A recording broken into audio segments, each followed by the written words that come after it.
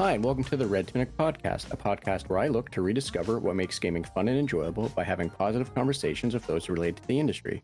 My name is Link, and today, for the very honorable and totally not juvenile episode 69, I am joined by Gianni Matragrano, voice actor who you may recognize from anime titles such as Gundam, Kurokura's Doan's Island, and Tribe 9, video games such as Smite and Genshin Impact, or basically every other indie boomer shooter to exist in the last several years.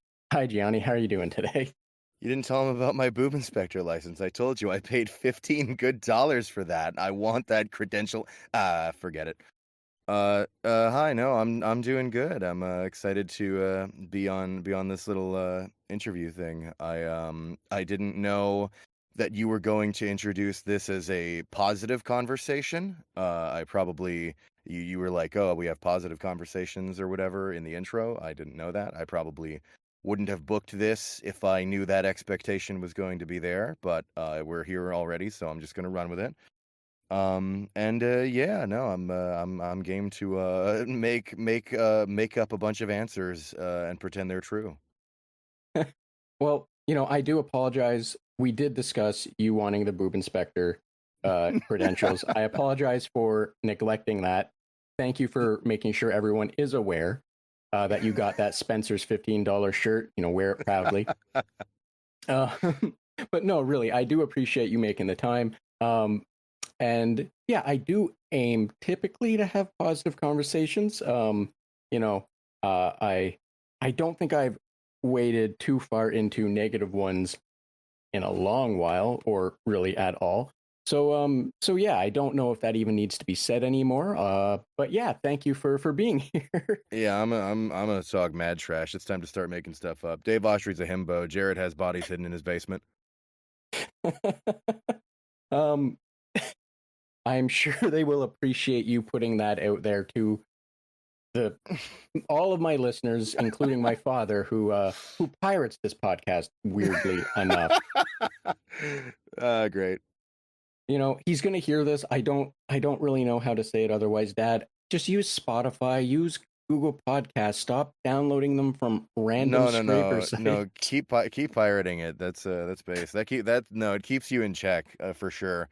You got to know that you're like not safe. And it's good for him to be the one checking you on it. So I'll say this much: I wouldn't be so annoyed by I'm not gaining anything from this either which way. So it's not like I'm annoyed that he's pirating it. It's that he gets them from a site that doesn't have the names for the episodes.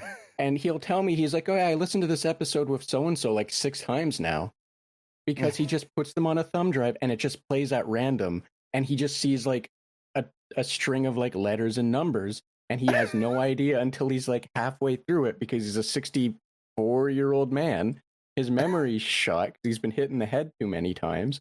So that's really the issue with the piracy thing, is that he just gets them from some random site, and he's listened to like the episode of Dave Oshry, for example, like 12 times, and he just goes, oh, this is interesting each and every time. Have you considered that this just represents a demographic that you're failing to support? Maybe it's time for you to start putting the show on LimeWire yourself. See, but then the problem would be every couple of episodes I'd have to mix it up and make it be like Barbie Girl or some weird jank old school Real Media Player episode of like House, but only like the 5 minutes at the beginning and the 6 minutes at the end, because Real Player wasn't going to handle anything else, Controversial episode of Red Tunic podcast. It's Rolling by Fred Durst.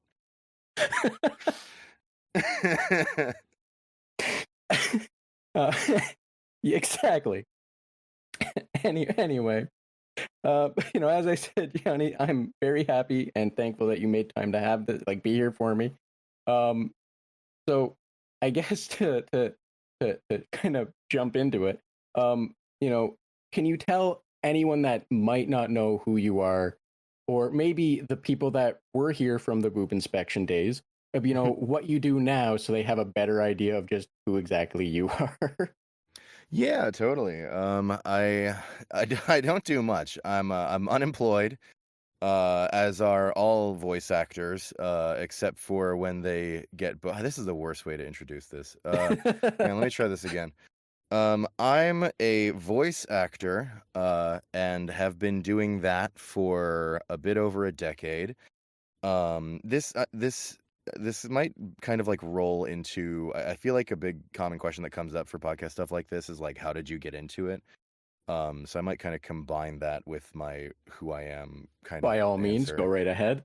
But basically, I was about let's go back to the beginning.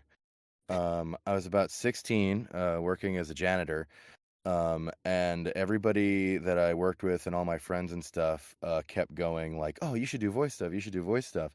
And after enough time, I was like, "All right, fine." So I grabbed my trusty, uh, cheapest possible PS3 headset that I had originally purchased to play Mag. For anyone who remembers Mag, and that's nobody.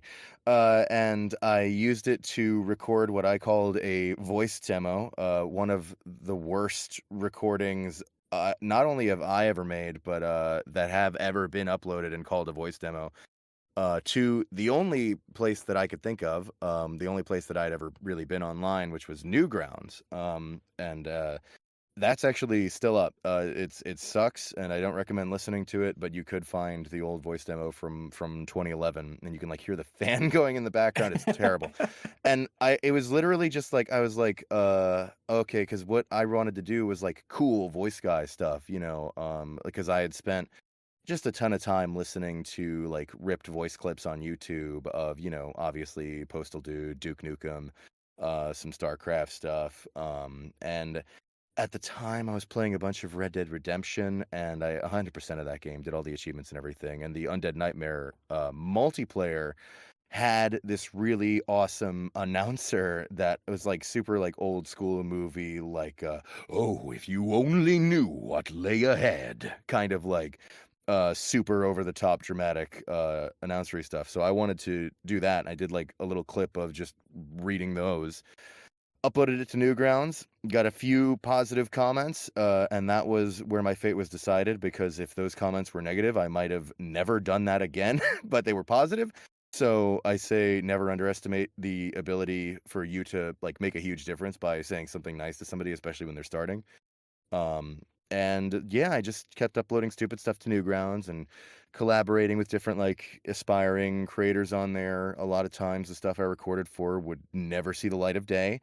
But sometimes it was personal things that I just recorded for myself, and just little by little did these small things that sort of connected and built up over time, and looked for whatever like opportunities and casting calls I could on the various websites, like Voice Acting Club, Voice Acting Alliance. I don't think the VAA is around anymore. Newgrounds, and stuff like that. And it just kind of, for just did it as a hobby for a long time. And about 5 years after starting, I had finally been busy enough with, honestly, my real life and a real job, and also enough voice stuff that I kind of switched to just doing paid stuff. That was about after 5 years of doing it. And then 5 more years, which was a few years ago from today. I'm explaining this like, or sorry, freaking Quentin Tarantino. Uh, and anyway, that a few years ago, got lucky. Some things kind of took off, if you want to describe it as that. And I was able to go full time with voiceover, which I've been doing for a few years. And by some miracle, it continues to keep the lights on. Those now I can answer the question. I'm insane. Those things that took off were very, very stupid, like meme videos, and especially some stuff with just Duke Nukem saying really stupid stuff like I peed and peed myself. All right, I don't know, something like that. And that stuff kind of started to take off. But funny enough, that wasn't like that happened. Okay, a few things happened at the same time there, because before those silly videos kind of took off a little bit, like right before, like a month or two before, Um, my wife, Marika, a perennial astronaut on Twitter, she's an amazing artist. Had I'd kind of like really had it with the dead end day job stuff that I've been doing, and enough things had kind of built up, and I kind of had enough going by that point with VO that it was like feasible that I could give it a crack as just making it full time, and she kind of pushed me for it. um there were just like enough things happening at the same time, especially with actually COVID, because more studios turned to remote capable voice actors, such as myself, because remote was all I'd ever done. And so just a lot coalesced for me to kind of make it my focus.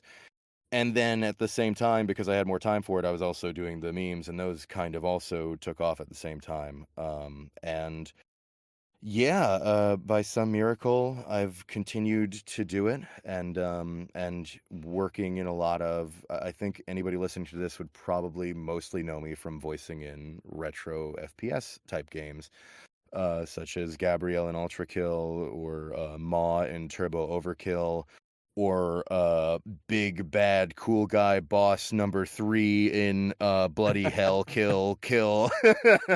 And yeah, it's that's that I've been doing a lot of that, and continue doing that. And I'm happy to hear that that path has worked out for you. And I don't want to say I'm shocked here. Newgrounds is kind of where you started, and there are a few reasons for that. One, it's Newgrounds. You're roughly of the age where that would line up, but also the amount of crap posting that you do. Um, I don't know where else people would have learned it other than Newgrounds. Like Yeah, if anyone that's not too familiar with Newgrounds, um, you should be. One, it's a huge cultural like thing that just yeah. existed on the internet. But Hmm. but I don't think anyone has ever come out of Newgrounds that wasn't effectively a solid crap poster.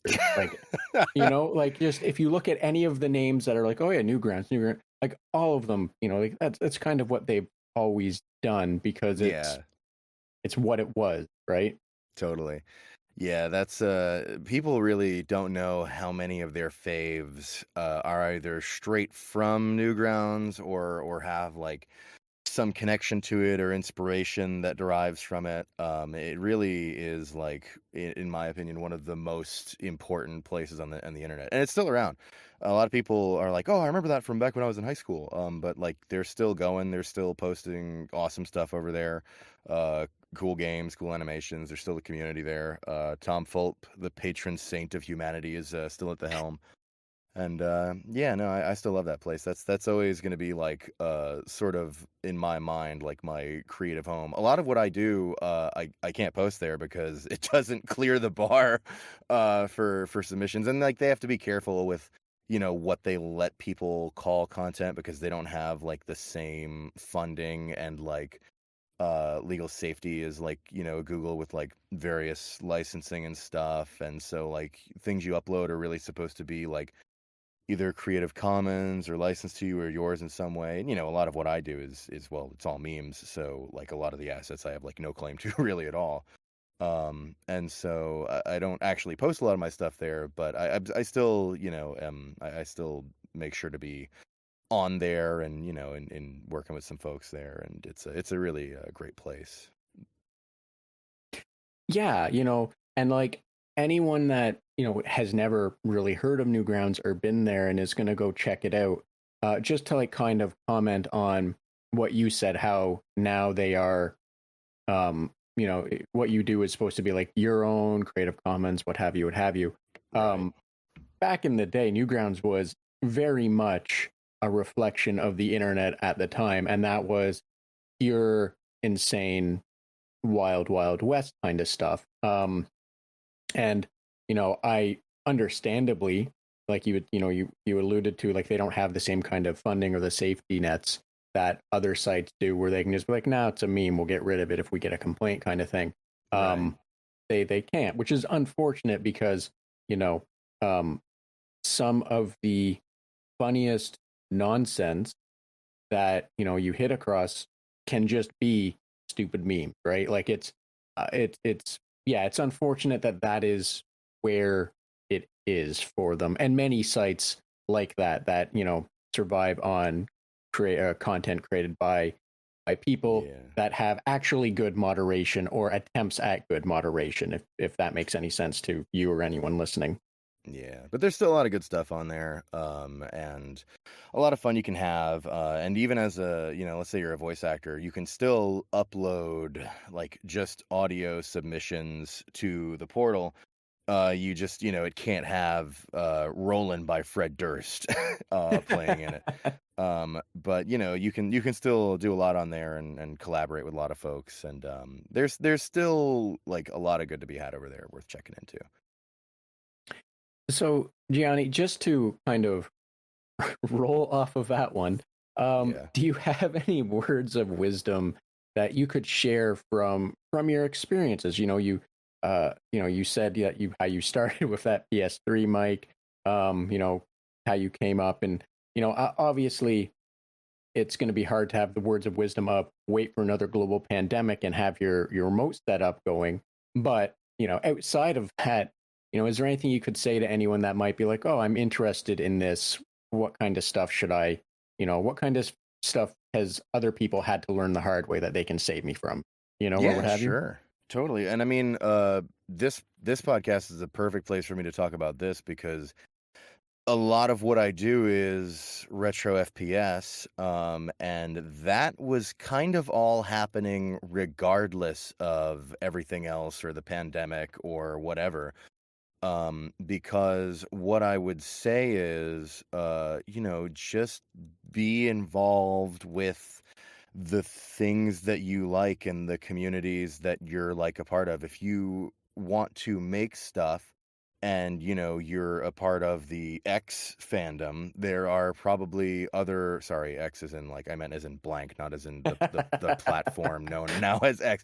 Anyway, I if you're part of the blank fandom, you can create stuff and keep making stuff that is, of and around that space, and reach out with other people who are of and around that space, and possibly work with some of them here or there. And it being something that you're into, that you like, kind of make, I think the most important thing is always having fun. And so when it's something that you have that spark for, it's always going to stay fun, and you're going to stay driven to keep doing it. And that's really the number one way to keep doing something, to keep improving, and to keep sort of, building portfolio and stuff along the way. And my example of myself is, there was a period of time, not that long before, I started being able to go full time with voiceover, where I really was not able to do much with VO, and it was, I kind of was not, like, it wasn't my favorite period of time for me, where the situation we were in, I did not have much ability or like time to do any. But I decided that with the little bit of time that I did have, that and what I could dedicate to voiceover, I would point in the direction of working on stuff that was related to my favorite genre, which was retro FPS. And so I, was doing just my own little stuff, sometimes some memes, and also reaching out to other people in that space, to see about maybe providing VO for some stuff they were working on. And that was where I picked up working on, well, actually, Viscerafest goes way back to that time, because that was, I'd reached out to Viscerafest, but that was, see, it's kind of funny because the reason I ended up working on Viscerafest was knowing Marky Music. Marky's amazing. He's over with 3D Realms now, and Marky and I had worked together a little bit when I was looking into working on potentially Diabolical a little bit. And then also, the real standout example from this is I had reached out to work on QCDE, which is Quake Champions Doom Edition. By the way, if you're listening to this, it's the Smash Bros of retro FPS, and I always think like, oh yeah, we all know QCDE, but then I always see people like talking about like, oh, there should be a Smash Bros of retro FPS, and I'm like, we have it, it's right there. Apparently, people don't know. If you don't know, start knowing about Quake Champions Doom Edition, amazing mod project that basically I guess you could say takes Quake Champions, puts it through the Doom 2 engine. It looks and feels amazing, and then it also has an incredible roster of characters from like, I mean, everybody's there, like Gordon Freeman, Caleb from Blood, the Postal Dude, Grayson Hunt, and one such character that's there is Dusk Dude, who around the time I had reached out to potentially, work with them on the project, they were looking for somebody to voice, and a lot of the stuff that I did had that sort of darker and cooler kind of tone, and so they wanted me to voice the Dust Dude, and I did, and it was fun. It was a great time. And they posted this kick trailer for the character, and Dave Oshry, of course, because Dusk is under the New Blood banner, saw that trailer that they'd put out, and Dusk Dude in QCDE, and was like, "That's pretty cool." And then later on down the line, needed a voice actor with a similar kind of like cool guy voice for something else, and posted on Twitter, "Hey, who was that guy who voiced that trailer or voiced the Dust Dude thing for QCDE?" And everybody tagged me, and sure enough, we got to working together on something that actually didn't pan out. That I worked with him, but we had a good experience, and we collaborated, and it was all good. And then later on from there was another thing that came up that he needed a voice actor for, and that thing's name was Ultra Kill. And that was kind of how that path led to that. And that's why I tell folks, figure out thing you like and do thing you like, because in so doing, you sort of build that path and create that portfolio for yourself and connect with people. And who knows what that could lead to, and if nothing else, you're at least like building up your own experience and portfolio and whatnot. So, thank you for sharing that. And like, I like that the biggest takeaway there is basically do what you're enjoying and like, Right. building up to it. Right. And like, because as you kind of alluded to, or what have you, that like, you're at the end of the day, you're still doing something you enjoy. So Yes. if nothing big pops out of it or what have you, you are, you're not going to be like, oh, I put all this work in, you didn't enjoy yourself doing it and nothing came. You're going to Yeah. be like, well, at least you had fun. And that's, like you said, all the experiences and the portfolio and everything surrounding it. But like the most important part of doing the thing that you want to do is having fun. Because Yeah, what, absolutely. why And bother otherwise? right. Yeah, and that's, like I said, I did VO for 10 years before going full time with it. You can't do something for 10 years if you're not having fun. You got to really, that's sometimes there are people who approach me and ask about getting into VO as like a side hustle to make money. And I'm like, you really can't get into it, with that focus. You really need to be like, hey, I'm gonna do this thing because I enjoyed this thing, and it's like a fun little hobby for me. And doing it, yeah, like I've been lucky in being able to finally go full time with it. But it's really not something like your focus has to be having a fun experience first and foremost, and I think a lot of things are like that, where in order to keep at it, it has to be enjoyable for you, and that is the key, I think. And enjoying something means you'll keep doing it, means you get better at it, and so on and so forth. Yeah, and I think that's a great way to put it, that if you enjoy it, you're gonna have that natural drive to improve, right? Yeah. Like if you going back to, if you don't like it, you're probably just gonna exist, and you're just gonna be like, yeah, whatever happens, happens, and like hate everything you're doing and blah blah blah blah. But like like you said, if you enjoy it, you're going to naturally want to do better by what you're enjoying because Right. you're like, why wouldn't you want to get better at something that you enjoy, right? Yeah. And Um, maybe one day I will get better, but there's so many ways that could go. Yeah, you're right. Maybe one day you'll be graduated from doing the porta pod scene, or not the porta pod scene, the toilet Yeah. Oh cubicle yeah. scene to the I don't know the actual office cubicle scene or something. Hey, I got a promotion. I got a 9 to 5 office gig, and I just finished stealing somebody's lunch. Uh-oh, my tummy's starting to grumble. Yeah, see, yeah, everyone, even Thug, can have life goals, right? Yeah, yeah. Now, Gianni, on the topic of things that you enjoy and enjoying yourself, um, what is it about games that you find enjoyable, and what kind of games do you actually enjoy? I like that they make the thinking stop. I guess it's pretty obvious. I enjoy a lot of retro FPS stuff, and a lot of arena FPS.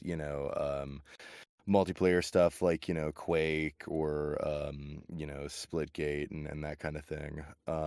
And yeah, it's kind of funny because I that kind of goes way back for me where I remember, when I was much younger, I really we let me think. This can go a few ways. I remember specifically when I was a lot younger, one of the like earliest games that I have a really clear memory of playing was Duke Nukem Time to Kill on the PS1. And Duke Nukem Time to Kill, it was basically we'd gotten it in like a handful of like miscellaneous PS1 games that we got on a deal from one of my brother's friends. I think he might have stolen them. I don't remember. But and it was just in this cluster of games. And actually, it's kind of funny because it in my mind, like that's the Duke I think of when I think of Duke Nukem. I don't even think of 3D. I think of Time to Kill. That's like my Duke. That by the way, that kind of ties into one of the other questions I saw in here, which was like games that you enjoy that haven't really held up. Yeah, Time to Kill like sucks to play now. um, but yeah, so getting introduced to just like shooters in general through a lot of the PS1 stuff, and really, I think what got me into arena FPS and a lot of retro FPS was just for a while in my teenage years, I really only had this like crappy this crap top that only ran like pretty low spec stuff, and I also didn't have any money, so I would only be playing like just like random like free FPS games, just like random stuff. A lot of them were like Korean, so like I think of like Wolf Team, and like Crossfire, and Crossfire is not Korean, I don't think, but just like random free shooters, and sometimes some cheap ones, if they ran on the system, like Unreal Tournament '99, which I played a bunch of on that little laptop. And I think that sort of like is where a lot of the like love of the stuff kind of comes from, is just because that was gaming for me. And then I just remember like a number of years later, I want to say around 2016, I had 2016, 2017. I was like, how do I say this? I believe Overwatch is a placement test. And depending on what complaints you have by the time you feel done with Overwatch, you will know what genre of game you actually wanted to be playing all along. Because I was way into Overwatch, and I was sitting there like, I wish this, and I liked the game a lot. But I remember being like, I wish this, and I wish this, and I wish this, and I was like, that's Quake that I'm describing. And it was around the same time that Dusk had come out, and Dusk did a lot to like reinvigorate my love for a lot of those older shooters like Doom and Quake and stuff. And so that was where I think for me it started to really click, that like, oh, I like this genre has the things that I enjoy in gaming, in being, you know, really cool, often dumb, very fun, actiony, and just very satisfying, and also like I think it's also like the most accessible genre in my opinion, because I think like anybody can just sit down and hold W and click the mouse whenever there's a bad guy on the screen. And so that was kind of, I think, how it all coalesced into me being like, oh yeah, retro FPS is like that's the thing that I want. So a few ways this can go. First, though, I want to ask this in terms of then retro FPSs and whether this is a modern retro FPS or even like an old one. Um, Duke Nukem Time to Kill excluded, even though that's a anyway, we're not going to go that way. He has more third-person games than he will probably ever have first-person games. But I digress. You are 100% correct on that. And that is a much better topic for someone far more educated than I think on that subject. But outside of, you know, that being the game that you kind of think back to and that being like your, I don't want to say gold standard, but your Duke Nukem. Yes. No. Time to Kill is my gold standard. Let's go with that. Awesome. Outside of then your gold standard, is there any other like first person, wow, boom shoot that, you know, is the one that you think of the most or most fondly? And like I said, whether that be newer, older, and it doesn't have to be like from when you were younger and this is the one that you hold up still, or the one that you still think of from then, just in general across, you know, you, Gianni, as you know, you are today kind of question. Yeah, I don't know. See, that's a fun question. It's difficult because it's not Dusk. Dusk is amazing. But Dusk is amazing for being Dusk, but I wouldn't like hold it as like the gold standard. If I was gonna say Dusk is the gold standard, I'd be a lot quicker to say like Quake 1 is the gold standard. Ultra Kill is obviously, I mean, I know I'm biased because I'm in it, but Ultra Kill is really amazing. But Ultra Kill is interesting in that it's as much as a retro FPS as it is a character action game, especially in the bosses, which I think is what a lot of people think of when they think of Ultra Kill. That is that it's Devil May Quake, right? And that game is like it's incredibly high quality. Like that's going down as one of the best games ever. But like if you were to ask me like, yeah, what pops into your mind when you say like boomer shooter or retro FPS, I would probably hear the Quake 1 teleporter noise and just be like, yeah, it's Quake. But you know, like even though, see, I'm like, don't have me on this show again because I love Quake 1 and I've played a pretty good amount of it. And it really is like the gold standard, but like these days, especially because it's so embarrassing. I don't have nearly enough gaming time anymore. It's pathetic. I used to be a real gamer, but now when I like games that I'm like, I kind of think about games as like, when am I most likely to like actually like boot up and play a bit? And really, I'd probably be more likely to boot up Quake Champions on any given day than Quake 1, just because I do enjoy Quake Champions a lot. And arena FPS stuff like that, which is why I do it's my not so secret motivator that every Friday I do those streams where we pick an arena FPS game and I just, you know, have everybody hop on and play. It's so that I can get matches. But yeah, I don't know. Gold standard, probably Quake. You know, you're never gonna beat Quake, period. And you know, I can definitely understand what you're saying there because like I my first person shooter was Doom. I'm 35. My father was incredibly I should be careful how I say that because it could be misconstrued. My father was a father that liked computers of that era, which very much meant he slapped in a game that this is how you boot it through DOS. Good luck, have fun. You're gonna get in trouble for this. Right Um, on.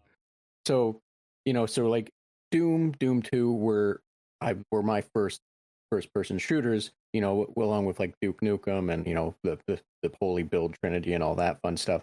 But Quake was the Quake is what, like, if Doom set, in my opinion, if Doom set what meant going fast, Quake set what was hyperspeed, in the sense of just how fluid and how um like just what kind of set the standard for how a movement shooter should work, as opposed to just a strafe shooter.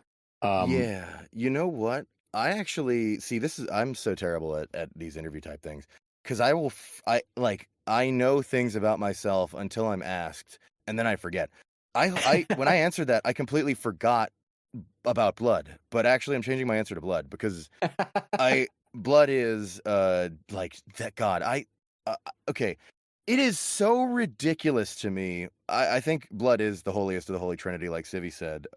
And I really do think that it's like it was just so well done and nails so many things so well. Like I don't know, maybe Quake is on a number of technical levels a better game, but in my soul, Blood is the best retro FPS. Period. Like I don't even think about that.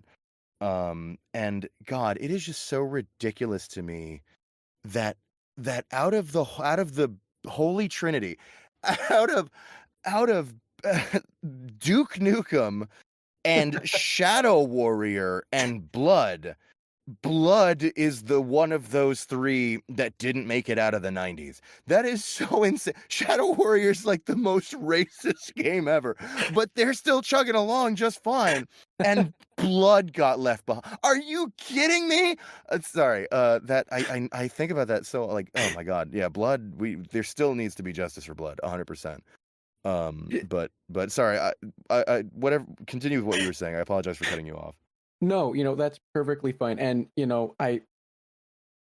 I don't know what you mean. We got Blood 2, which at the time, the only What? people that were able to play was people that owned the stupid, bloody Voodoo 2 FX card or whatever, which was, by my accounts, nobody. I knew nobody that owned a Voodoo 2 card or the card that you needed to play Blood 2. I knew nobody. My father actively was like, I will be like, he was acting like, I'm going to buy this so we can play Blood 2.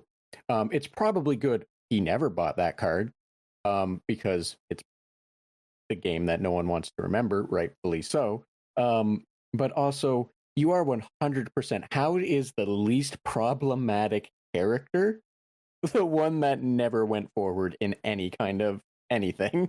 Like, Well, I it was my understanding that you knew your stuff, but there wasn't a Blood 2. I don't know where you got that from, but just to run a little fact check on this podcast, as far as I'm aware, there wasn't a Blood 2.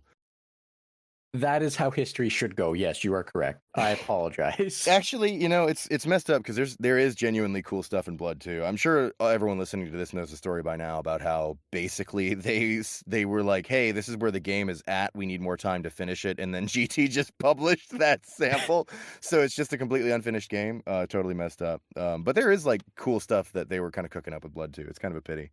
And you know what? It would be remiss of me to not mention it. I don't necessarily hold it up as gold standard the best retro FPS game, but easily my favorite. It probably is pretty obvious. But Serious Sam, that is 100% like my favorite retro FPS series and favorite retro FPS character.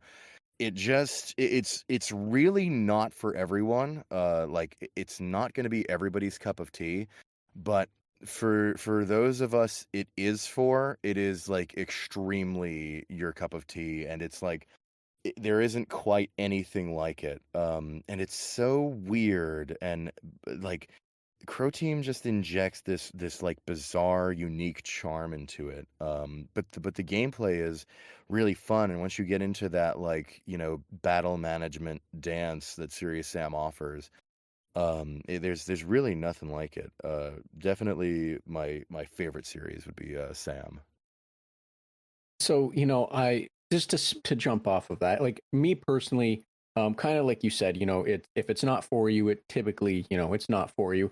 And like me personally, I've never really been able to get into it, but at the Mm, same time, I 100% have always appreciated that it was like it didn't step away from the arcade shooter style. yeah, Like, yeah, for anyone that might not know, like around the time of Halo, like Medal of Honor, Call of Duty, um, all of those first person shooter games kind of stepped away from, even though they were arcade shooters in a sense still, they right. all sort of stepped away from like the here's 50 guns, go nuts, have fun. Whereas Pro Team with Serious Sam was just like, no, we're just here's 50 guns, and that's like we're doing it. We're Yeah. doing it. Here's like bananas stuff. Like here's a guy with a bomb on his head suiciding at you with two fists for bombs. Like Yeah.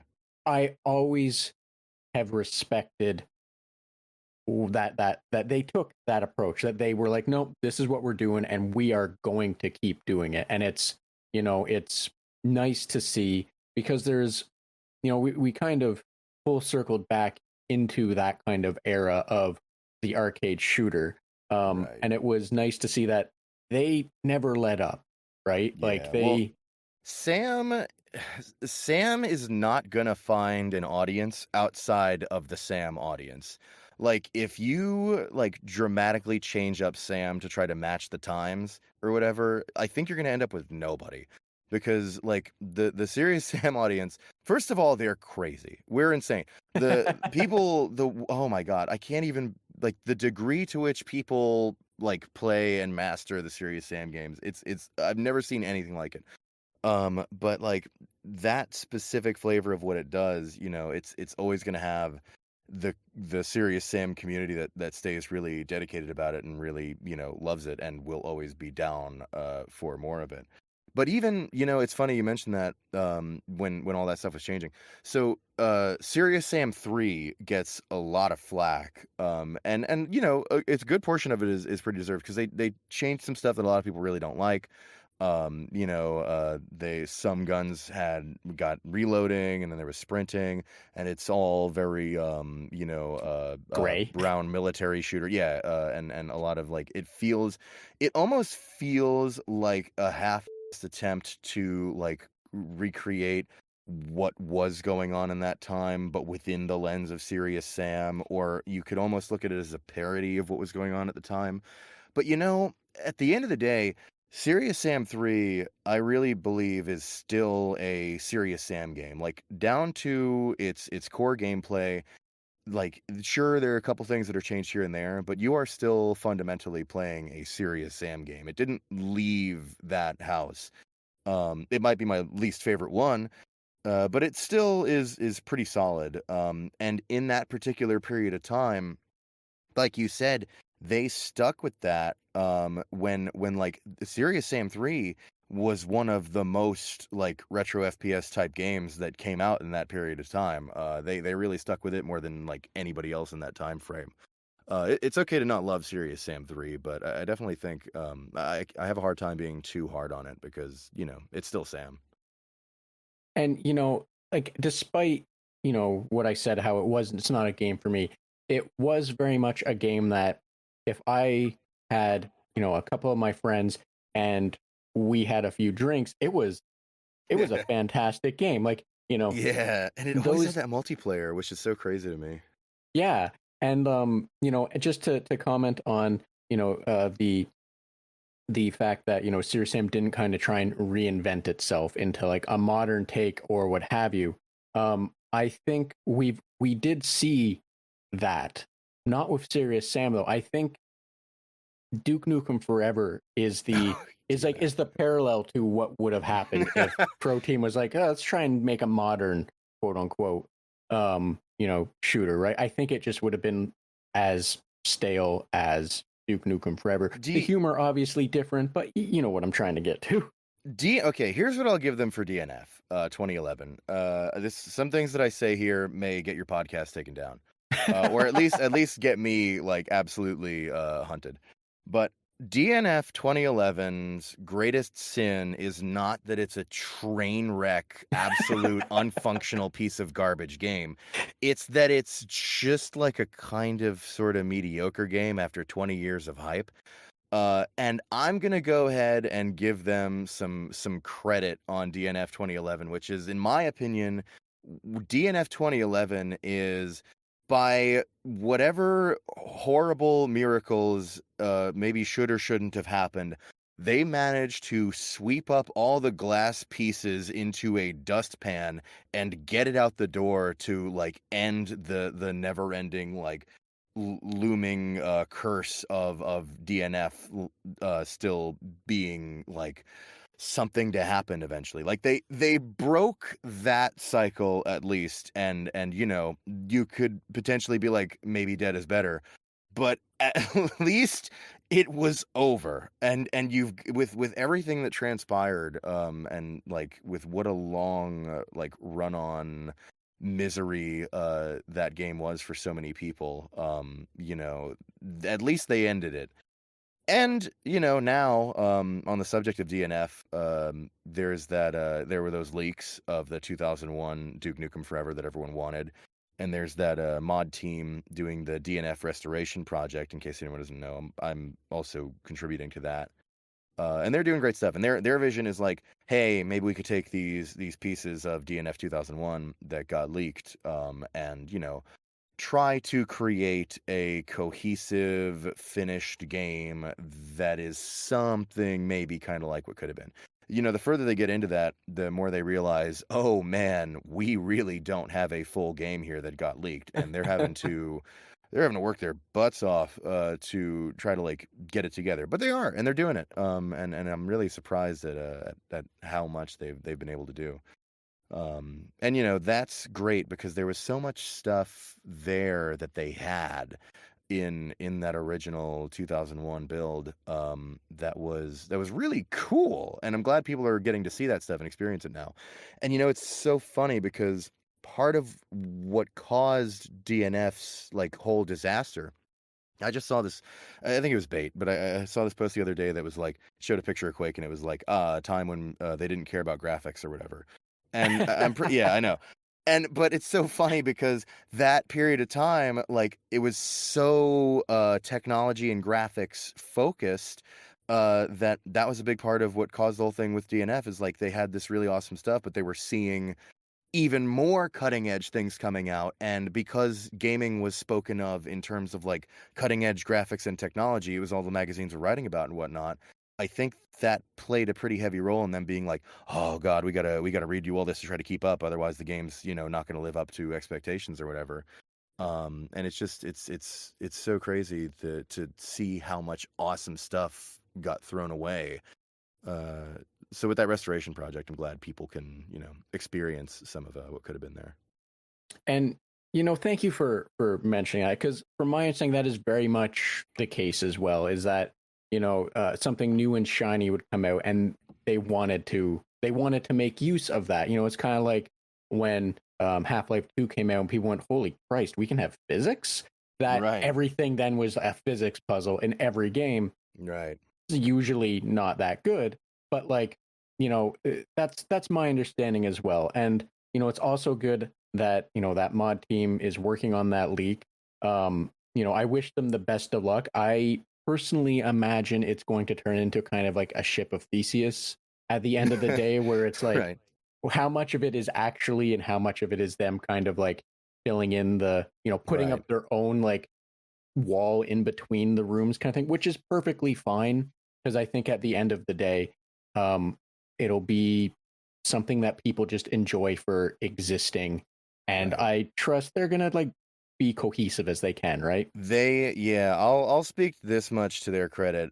From what I've seen on the back end of it, they are really like they are digging, and they are really digging into everything from like everyone who worked on Duke Nukem back then and all of the pieces to really like put together like the most likely kind of answers for some questions.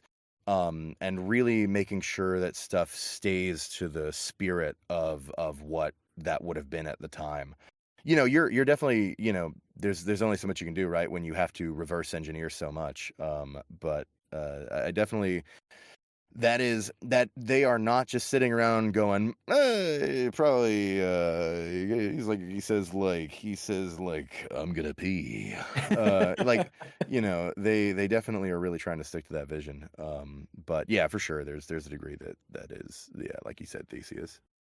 And I want to be clear, just that wasn't meant in any kind of insulting way. No, no, Like no, totally. in the same thing that you outlined, that you can only do so much, and at the end of it, if there's some filler, that's perfectly fine. Because like you said, I didn't know they were doing this, but the amount that they're digging, that they're reaching out, they're bugging people to try and get an idea of the best vision of what it was. That I think is really is pretty wild, and I wish them the best of luck in that, because that's I don't think anyone that has any idea, I don't think anyone that has any idea for making a game or programming or just project management in general can hear that and be like, oh no, that's easy, because that's a lot of work. So like, the best of luck to that team, because they're going to need it. That's not easy work. That's Their a lot of job, stuff. I genuinely think that their job is harder than making a game, because, and we can move on to this subject pretty soon, but like, they're, the pieces that they were given, from the leak, like, it doesn't like work. Like, they have to make it work, and it was never like, what they have in a sense wasn't meant to work, at least not yet. And there's so much with the like tech and the way it's built from the ground up that they've had to really work through. I'm not a developer in any sense, so I'm going to start to shut up about this, because I really don't know what I'm talking about. But from what I've gathered on seeing them talk about it and stuff, is just like they've had to really work through a lot of hurdles that wouldn't exist if they were just straight up making a new game. Yeah, and similar thing. I don't think there's much else to add to the topic as a whole. So yeah, like I said, they're probably working really hard, and I think many people wish them the absolute best of luck with their endeavor, because yeah, they're doing something that people typically don't do. Not me. I hope it all falls apart. Then I don't have to do anything. So, Gianni, I do want to ask this, just because I usually aim to keep people here for like 60-ish minutes. As we get closer to the end, I try and wind down with less game related things ish, and more about you, the person. I'm horrible at transitions, by the way, so that was no, that's good. absolutely horrible one to go with. No.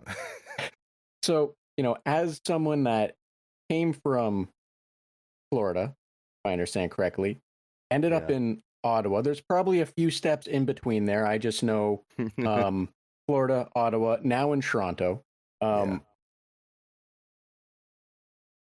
I should have a question I followed up with this. I shouldn't just jump into something. I know what you're wondering. How did I survive? And it's debatable that I did it all. That's a good good way to actually phrase it up. So I wanted to ask, from there to here, from everywhere in between and all that, what is it that you have done and enjoy doing outside of gaming that actually brings you pleasure? And the difference between Your Florida. Mom. All right, sorry. No, go on. The difference between, I'll have she is a classy lady. Anyway, I take it back, Linkstead. Sorry, it was a joke. Oh, they're divorced. It's all good.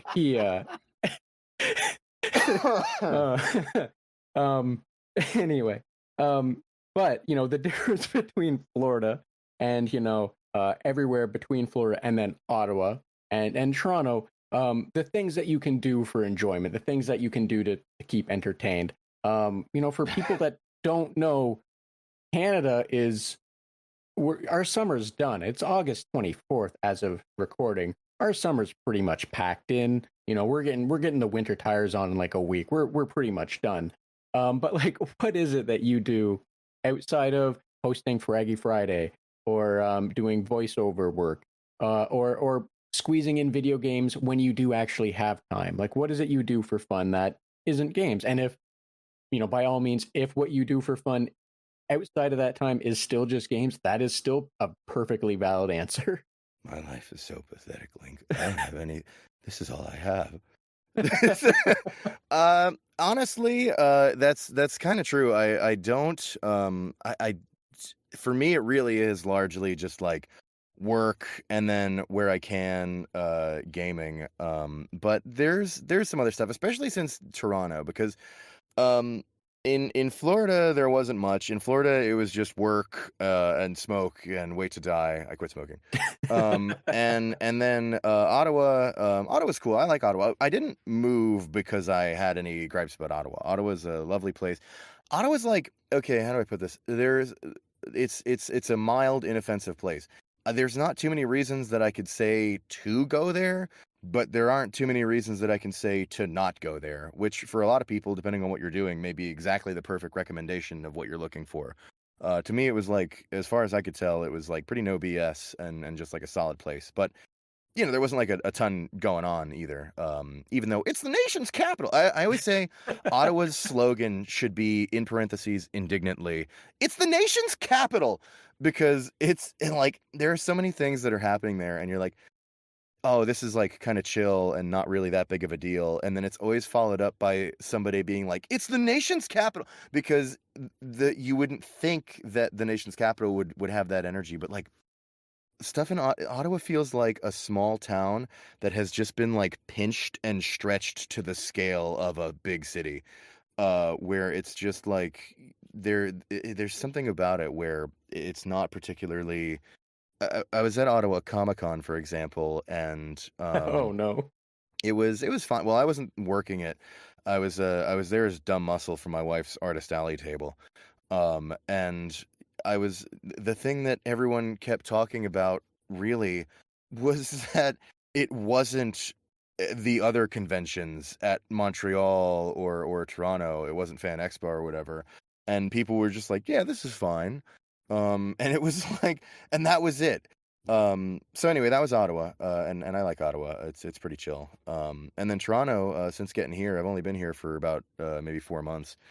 And it's been good. What we do is, me and the wife, we kind of work the week, and then sometimes during the week we'll pop out for a quick little jaunt around, or like go through a park or something, just a walk to get out during the week. And then on the weekend we'll do socializing a little bit, hanging out with some pals. Moving to Toronto has been really cool because I actually have friends here from just the creative work that I've done online through the years. Toronto is a place where people who do that stuff are to some degree. So it's been cool to, meet up with them and, hang out. And then there are a lot of different, bars and attractions and stuff out here. So it's been kind of cool to, go out and explore the city a little bit on the weekends. And then other than that, I'm so like normal and lame. It's I'll chill in the recliner with the wife. We'll watch like a movie or something. And we don't really do anything too crazy. But we get out and try to explore.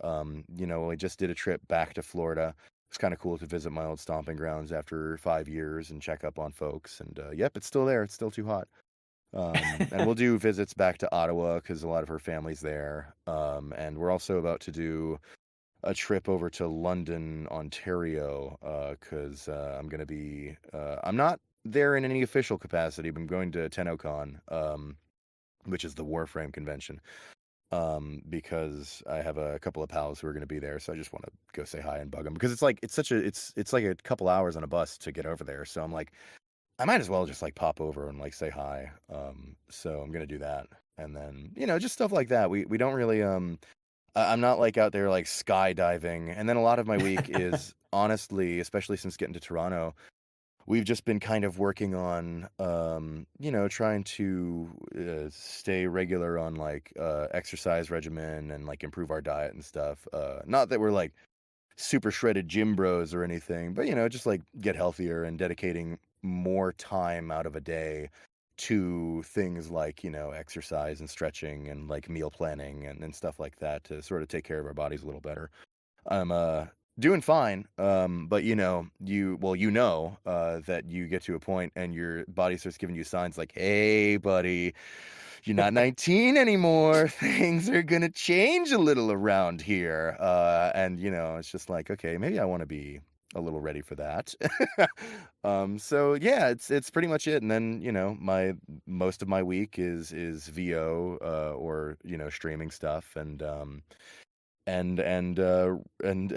posting the stupidest memes and takes you can possibly find on social media. So, a few things. One, I'm happy to hear that you quit smoking and you're working towards your health. I think that's just a thing that everyone should be told that there people are happy to hear.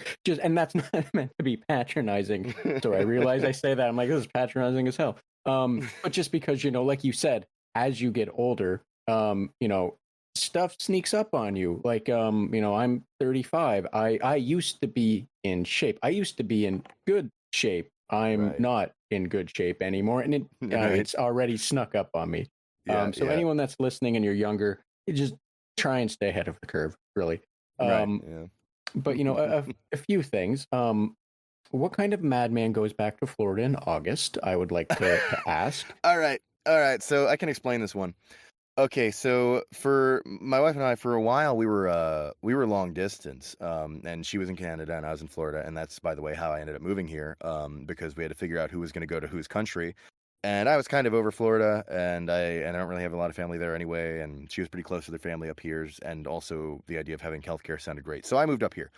Um, but when she would visit, a lot of the times it would be like colder months. It would be January, and she would drag me out to the beach because she wanted to hit the beach because she was in Florida, and it'd be January, and I'd be like, "There's nobody out here. Look, you're insane. It's too cold. The water's too cold. Everything's too cold." It'd be like now in high, but and she'd make me go in the water, and I'd shriek like a little girl, and I'd be like, "It's too cold, and I'm scared, and I'm cold," and she'd be swimming around, and she'd be fine because she was Canadian and therefore acclimated to colder waters, and she'd be like, "This is downright warm. What are you talking about?" So anyway, now I've been up here for about 5 years. Now I'm all acclimated, but my brain didn't really think about that when I was doing the booking. I was like, "Oh, I want to hit the beach, have like a Florida beach day, sun out, summer, bright, nice, hot, it feels good to hit the water, whatever. So we'll go in in summer." And that was really stupid because it is way too hot down there. It didn't ruin the trip. We still had a good time. But I definitely won't be booking. I'll be booking colder months when I go back in the future. And honestly, now I think I'm in the same boat where I'll bring us out there and we'll have our beach day in like the fall or winter. Because now I think I'm more acclimated, and am ready for those colder waters. So anyway, the answer to why I booked in August is that I'm stupid. We went down to, it was stupidity, and it was also I went down to primarily visit my mom and help out around the house and stuff. And she'd been, well, it hasn't been 5 years since she's seen me. We had her visit up not too long ago. But she'd been looking forward to me coming down sometime, and I didn't want to make her wait too much longer. So I went ahead down with summer. But yeah, no, I won't be doing that again. It's too hot. That was stupid. Sorry. It sounded like you had more to say, and then I cut you off. No, and that's. I think what you said is very true to anyone that is used to Florida. My father has lived in Florida 20 plus years now, going on maybe 25 years or so, give or take. Yeah. And like he would come down or come up in like the summer every now and then, and we'd be like, "Oh, it's cold." Like, what are you talking about, old man? It's like 21, 22, low 70s for those Americans. Yeah, for the Fahrenheit. So like, I can definitely understand what you are saying. I went to Florida in February, and it was it was 15ish, so it was just 70ish. Barbecue time for Canadians, yeah. 100%. Man, I remember too because I worked private events was one of my jobs that I did through the years down in Florida, and a lot of them, not a lot of them, but a good enough number of them would be for like Canadians who were coming down to party or whatever. And every time they'd always be in their shorts in like winter and stuff, and I'd be like, look at these, I can't think of a non-curse. Look at these maple lovers, trying to show off, like, oh look, we're so used to the cold or whatever. I thought they were just like, doing it on purpose as like a fashion statement or to be annoying. But God, no, it really is like that. You get acclimated to those colder temperatures. And the counter to that one, when we went in February, we were on a bus, and it was a cool-ish night. Like it was a cool summer night for us, and Right. we're sitting on the bus, and the bus driver's like, "I understand it's cold out. I'm turning the heat on." And there were people in winter jackets sitting on Yeah. the bus, bundled up in the heat, and I'm sweating myself crazy in a t-shirt and shorts. So Right. Yeah. the being acclimated is a crazy thing. Yeah. The other thing I wanted to say is, as someone that lives in Ottawa, unfortunately, Oh, cool. everything you said about it is it's accurate. For anyone that's really wondering, no, that's spot on. It is a weird city, and I'm hesitant to call it a city because it's more like a bunch of like mid-sized large towns just jammed up somehow with like large. Anyway, what Yeah. you said is 100% on the ball for that one, Has and I'm some glad. bomb shawarma out there though. I've only actually had a few places, but yeah, I I went to one. My girlfriend asked me to pick something up. I forget what it was. Um, and the guy behind the counter looked at us like we were crazy because we asked for the like chopped green and garlic stuff that you're supposed to put on things as a side. Um, Luckily we had rice, but he looked at us like we were crazy. So the next time have to be far more careful because Yeah, yeah. you can't eat it alone. Well, you could, Hey, but you're really lucky you got out of that not alive, but without having to say sorry or with some kind of awkward interaction. They don't mess around out there in Ottawa. They might have an awkward social interaction with you for like a minute and a half. It's pretty serious. um, or by the driver's driving standard, they could have just hit me, you know. um, but I am glad to hear that you are also getting used to and enjoying Toronto. For those that don't know, Ottawa is the nation capital. It's like 1 million people across, as Gianni said, pinched from like a normal sized city, just pinched way too wide. Um, Toronto is the like city capital of Canada with like 3 to 4 million people. It is a proper city by all accounts. Is really the what have you for it. So I'm glad you are getting used to that and you're Yeah, enjoying it because and it's a three great place. and 3 to 4 million is really only all it costs monthly to rent an apartment out here too. So, you know, it's too expensive. But Uh, it's where we got a decent enough deal with where we moved to here, and I don't know if I mentioned it, but part of the reason why I came out here, and I guess this might relate to the interview, is like I said, there's people who do the actual creative stuff. There are scenes for what we do. Her being an artist and me being a voice actor out here in Toronto, where my entire life up until right now, I have still never booked a single local gig. Everything I have ever done has always been entirely remote in my own home. Except one time, I flew out to Texas to record like one bit part for like a villain of a week in like an episode of an anime called Beat X, which was pretty fun. That was mostly because I was already working with Sound Cadence at the time. It's a whole different thing. Other than that one time, it's all always been online and remote and everything. And I would really love to it's so funny. You would think, a lot of people would think, voiceover, because it seems like such a remote capable job, that, everybody can do it from everywhere. And that's kind of true, but not really. The majority of the work and the heavy hitting stuff is all getting cast in these major creative hubs. For America, it's LA, it's New York, it's Texas. Texas has a huge scene, especially for video games and anime dubbing, because they don't have to worry about the union down there. But there's a lot of work down in Texas. And then for Canada, there's Toronto, Ottawa. Sorry, not Ottawa. I'll get to that. There's Toronto, Montreal, and Vancouver. And it's just pretty much those three. There really was not much going on in Ottawa. I never booked or found a single gig out there. And so of those three, Vancouver would be a really expensive move, and also super expensive to live there. And for Montreal, I don't know French. I'd be willing to learn, but I don't know it. And then there was Toronto, which was a super close and relatively risk-free move for us. So we figured, what the hey, we'll come out here and give Toronto a spin and see if I can get into some work that exists out here. Maybe, finally have some kind of agency representation for the first time in my life and stop doing everything alone like some kind of psycho. I talk to other professional VAs, and they'll be like, "Who's your agent?" And I'll be like, "Huh?" And they're like, "Huh?" And like, don't listen to me as like an example of what the professional voice acting world is like.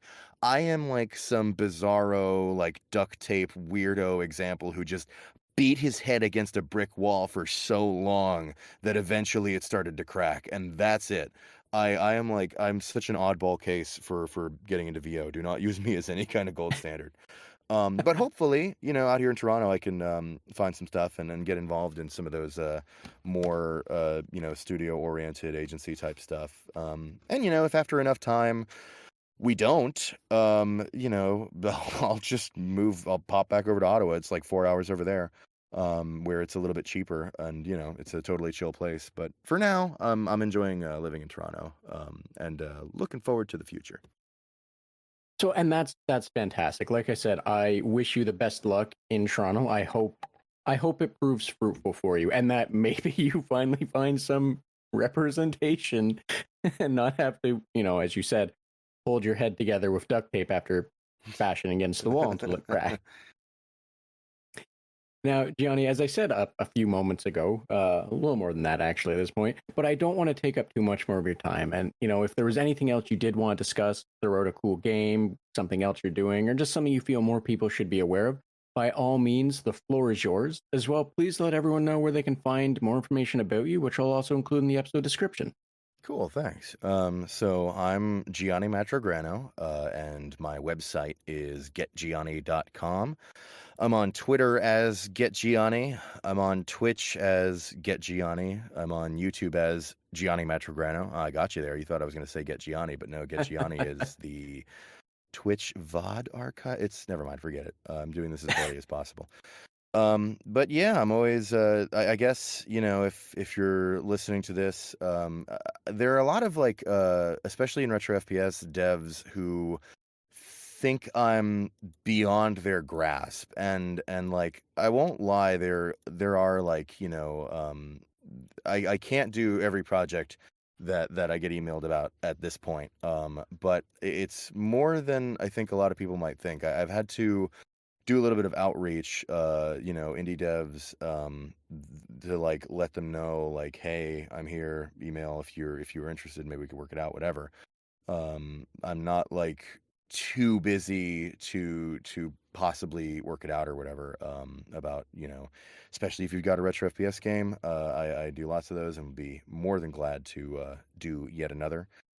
And I guess other than hiring me for VO, I don't know. I do the Twitch where we play a lot of arena FPS. I guess I would let people know that if you are also a fan of multiplayer arena FPS, the thing I always tell people is just play it. There's no miracle coming. I think a lot of people are like, oh, I want to play Arena FPS, but there's not a lot of players, so I'm just kind of like waiting for a miracle game that's going to come along and everyone's going to start playing Arena FPS again. Yeah, I don't know. It's been a lot of years now. I'm done waiting. Now, what I tell people is, if you want to play, just play. You can, depending on the game you pick, sometimes, like, I think, like, Quake Champions will have matches going, or if it's a game with less players, there's often like a Discord community, and then also my own, Fraggy Fridays tends to get folks on some games, and I think if you're into that, I would recommend you to just play it, and give it to yourself, and stop waiting for the universe to give it to you. And other than that, I guess I would like to amend my previous statement about blood and serious Sam and all that, and say that actually Redneck Rampage is the gold standard of retro FPS. I've been thinking about that. Uh, you dropping that one at the very end. Come on, that's just. Don't make it so easy to edit out, Gianni. You see, I could just take that and just every time a question of FPS can just put that in there, Krusty the Clown or Simpsons style, where it's just awkwardly, Mr. Black is my friend. Yeah. Oh, but anyway, Gianni, I appreciate you making the time to have this conversation. If there wasn't anything else that you also wanted to throw in after all of that, please do not defend Redneck Rampage, even in satire. I don't think we need that. I'm not kidding, but go on. Otherwise, I will let you get on with your evening and, let you get back to enjoying Redneck Rampage, I guess. I will, thanks. No, I just okay, I guess I'll mention if you, especially if you're like an aspiring VA or I guess whatever, just jump in to whatever degree that you can. Have fun. It's okay if I think we get into this mindset that like you either have to be like all in and doing it all super perfect and taking the steps all the right way, or don't do it at all. It's so easy to be like all or none. Don't worry about that. Just if you want to do a thing, just jump in and do it and have some fun. Don't be a dick around. Oh wait, I'm not supposed to curse. Don't be a pee head, and just mess around with it. That's enough. You don't need to worry about it any more than that. So thank you for the final word of advice for anyone to maybe just take that jump. I know a lot of things people can get in their own head. So yeah, so thank you for that. For anyone that's in your own head, just do it. Just take the jump. Shia LaBeouf it. Let's go. Yeah. But as I said, I don't want to take up too much more of your time. So if that was it, I will let you get on with your evening now. Yes, that is it. Thank you for giving me even more additional chances to say more terrible things like defending Redneck Rampage and Quake Champions. But no, I'll stop ruining your podcast. And I just want to say thanks to you, Link. This has been a wonderful conversation. Like I said before we did this, you've been a cool person who's around, seemed pretty chill. So I was I know the first time you asked, I said no because my main reason is that I'm really not good at these. I am like not good at like podcast interview type stuff. I hope that's been demonstrated for everyone today. And I was also, the schedule was a little crazy at the time. But I'm glad you circled around and asked again, especially for the honor of episode 69. I could not turn that down. And it's been a great chat, and I appreciate what you do and the conversations that you have and the way you operate this. It's all very pleasant, and thank you for having me on. Thank you for the kind words. That's all I can really say there is, I very much appreciate the kind words. Deserved or otherwise, regardless, thank you. And I think anyone that's listening will be very confused as to why you say you aren't very good at this, because I don't think there was an issue at all, and I'm pretty certain everyone else outside of the Redneck ramble so Rampage bad, statement. dude. Okay, before this call, Link was like, "Hey, sometimes there might be like a little pause after you answer something. Don't worry about that. That's just me making sure that you were finished and making sure I don't cut you off as part of the like interview format." And the first thing I said was, "Big mistake. If you don't cut me off, I won't shut up." And that 100% happened. I ramble so bad, but thank you. I appreciate it. You are very welcome. Otherwise, though, like I said, I'll let you get on with your evening, and Yes. yeah, awesome.